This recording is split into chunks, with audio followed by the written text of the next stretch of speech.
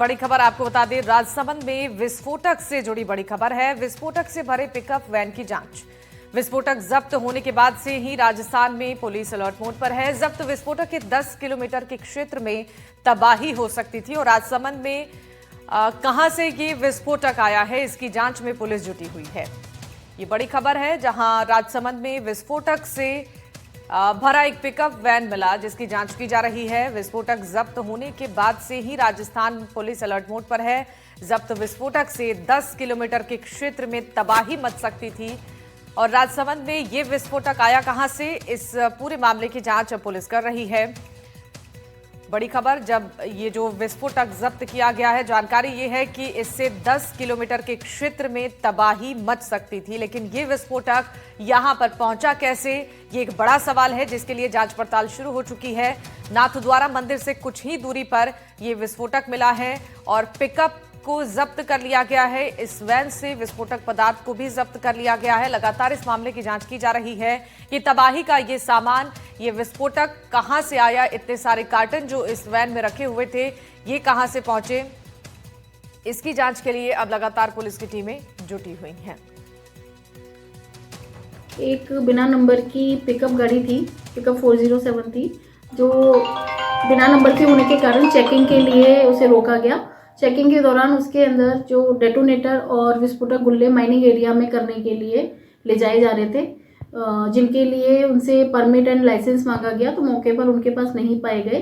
इसलिए वेरीफाई करने के लिए पिकअप को थाने पर लाया गया और देखा गया कि उनके पास क्योंकि कोई परमिट नहीं है, तो उसमें मुकदमा दर्ज किया गया है। 2 व्यक्ति थे उसके अंदर, भगवत सिंह एंड हिम्मत सिंह, दोनों को ही डिटेन कर अनुसंधान किया जा रहा है। तो राजसमंद में एक पिकअप और उसमें भरे पड़े विस्फोटक। पुलिस की नजर जैसे ही इस गाड़ी पर गई, राजसमंद की शांत वादियों में सनसनी दौड़ गई। कहां से ये इतना विस्फोटक पहुंचा और किसे सौंपा जाना था ये, और सबसे बड़ा सवाल ये कि क्या कोई बड़ी साजिश की योजना बन रही थी। हम आपको दिखाते हैं कि इस पूरे ऑपरेशन की अंदरूनी कहानी क्या है। देखिए रिपोर्ट। राजसमंद में विस्फोट की साजिश। राजसमंद में बड़ा धमाका टला। किसके लिए जा रहा था विस्फोटक? कहां जा रहा था विस्फोटक का जखीरा? विस्फोटक की बड़ी साजिश बेनकाब।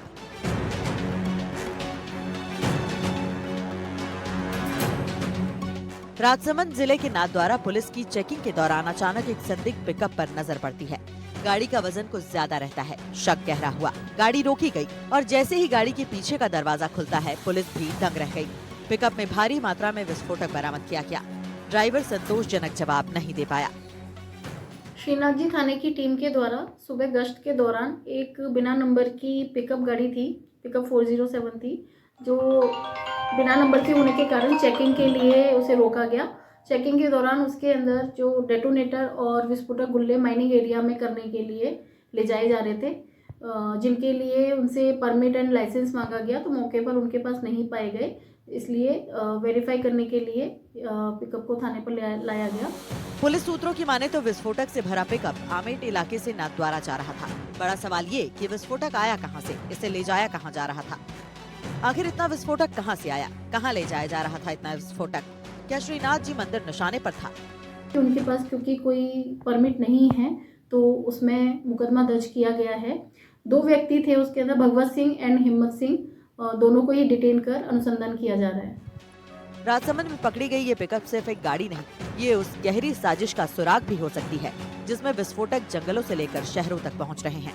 भारी मात्रा में विस्फोटक बरामद होना गंभीर मामला है। वाहन चालकों से विस्फोटकों का परमिट नहीं मिला। विस्फोटक की मात्रा को लेकर सवाल है। 10 किलोमीटर तक दायरा जद में आ सकता था। 2 आरोपी गिरफ्तार किए गए हैं। दोनों से फिलहाल पूछताछ जारी है। भारी मात्रा में विस्फोटक कहां से आया, किसने भेजा और किसके लिए भेजा, इन सवालों के जवाब मिलना बाकी है। पर इतना तय है कि राजसमंद पुलिस की सतर्कता ने एक बड़े हादसे को टाल दिया, क्योंकि इतने विस्फोटक से 10 किलोमीटर के एरिया में तबाही मच सकती थी, जिसमें श्रीनाथ मंदिर भी जद में आ सकता था। फिलहाल 2 लोग गिरफ्तार हैं। विस्फोटक जब्त में है और जांच कई लिंक पकड़ रही है। राजसमंद से तरुण जोशी की रिपोर्ट, एनडीटीवी राजस्थान के लिए। और राजसमंद से तरुण हमारे साथ जुड़ चुके हैं इस खबर पर ज्यादा जानकारी देने के लिए। तरुण, देखिए बड़े सवाल खड़े हो रहे हैं। विस्फोटक से भरा ये वैन, इतने सारे कार्टन इसमें रखे गए हैं। अब कई सवाल इससे जुड़े हुए हैं कि आखिर ये किस चीज की एक तैयारी यहाँ पर चल रही थी, कहाँ से ये वैन यहाँ पर पहुंची। जरा ये बताइए कि जो जांच पड़ताल शुरू हुई है, शुरुआती क्या जानकारी मिल पाई है जांच के अंदर? ये पुलिस द्वारा कल दोपहर में ये कार्रवाई की गई है और उसके बाद प्रारंभिक जो पूछताछ हुई, पुलिस के आला अधिकारी इस जांच में जुटे हैं क्योंकि विस्फोटक है उसकी मात्रा में काफी अधिक है।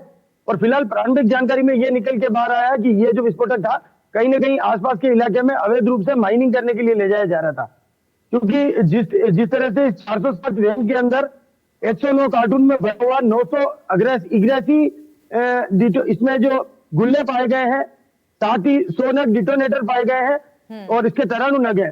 यानी कि एक एक्सपर्ट की जो सलाह है उसके आधार पर बात करें तो एक जो गुल्ला होता है उसका 10 फीट गहरा और 30 फीट रेडियस में ये ब्लास्ट कर सकता है।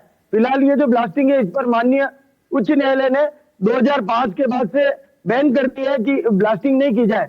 बावजूद इसके अभी तक भी ब्लास्टिंग की जा रही है, लेकिन ओपन ब्लास्टिंग की बजाय साइलेंट ब्लास्टिंग की जाती है जो 10 फीट गहरे में की जाती है और इससे पत्थर उछलते नहीं है। और इससे पूर्व जब ये ब्लास्टिंग की जाती थी तो इससे पत्थर उछलते थे और करीब 30 फीट का एरिया प्रभावित होता था।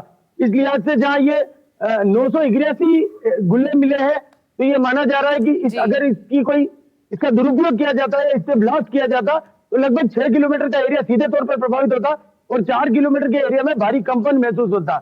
एक एवरेज की बात करें तो 3 से 4 रिएक्ट जो होता है, 3 से 4 रिएक्टर का असर जमीन पर देखा जा सकता था। फिलहाल प्रारंभिक जांच में इसके साथ जो 30 फीट लंबी बत्ती मिली है, इससे ये बात पुष्टि होती है कि अवैध माइनिंग के लिए था, क्योंकि 30 फीट की बत्ती बहुत कम है और जिस तरह से गुल्ले और डिटोनेटर है जो वो अत्यधिक मात्रा में है 100 फीट के और केवल 30 फीट की बत्ती का मतलब केवल एक कुछ पर्टिकुलर स्थान पर अवैध माइनिंग के लिए ले जाया जा रहा था।